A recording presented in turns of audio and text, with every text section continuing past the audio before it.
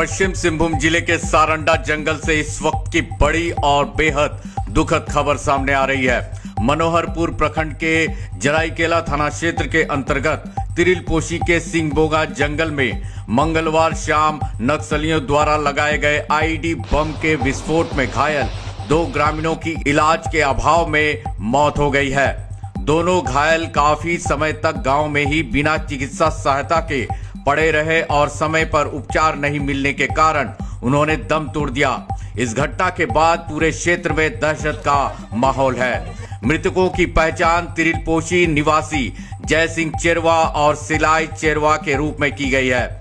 बताया जा रहा है कि मंगलवार को जंगल क्षेत्र में आईडी विस्फोट की चपेट में आकर दोनों गंभीर रूप से घायल हो गए थे। विस्फोट में उनके पैर बुरी तरह क्षतिग्रस्त हो गए थे और उनकी स्थिति अत्यंत नाजुक बनी हुई थी। ग्रामीणों के अनुसार बुधवार तक दोनों घायल अवस्था में गांव में ही पड़े रहे, लेकिन उन्हें किसी प्रकार की चिकित्सीय सहायता नहीं मिल सकी। प्रशासन भी समय रहते उन्हें सुरक्षित स्थान पर इलाज के लिए नहीं पहुंचा सका। दर्द से तड़पते हुए दोनों युवकों ने आखिरकार गांव में ही दम तोड़ दिया।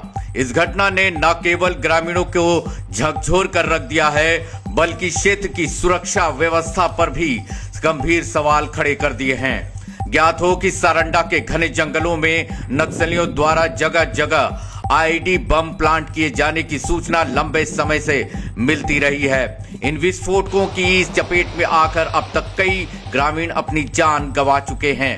सुरक्षा बलों के जवान भी हताहत हुए हैं। यहां तक कि मवेशी भी इन बमों का शिकार बन चुके हैं। इलाके में आईडी का ऐसा खौफ है कि सुरक्षा बलों को भी फूंक फूंक कर कदम बढ़ाना पड़ रहा है, जिससे राहत और बचाव कार्य के साथ साथ नक्सल विरोधी अभियान में भी भारी कठिनाइयों का सामना करना पड़ रहा है। सूत्रों के अनुसार सारंडा जंगल में माओवादी संगठन बड़े पैमाने पर सक्रिय हैं और किसी बड़ी साजिश की आशंका को लेकर सुरक्षा बल लगातार अभियान चला रहे हैं। माना जा रहा है कि इसी अभियान को बाधित करने के उद्देश्य से नक्सलियों ने व्यापक रूप से आईडी बिछा रखे हैं, लेकिन इस संघर्ष की सबसे बड़ी कीमत आम ग्रामीणों को चुकानी पड़ रही है।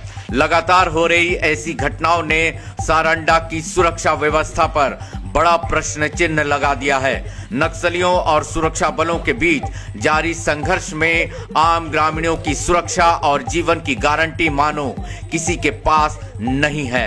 न समय पर सुरक्षा मिल रही है, न ही इलाज, जिसके चलते ग्रामीण भय और असुरक्षा के साए में जीवन जीने को मजबूर हैं।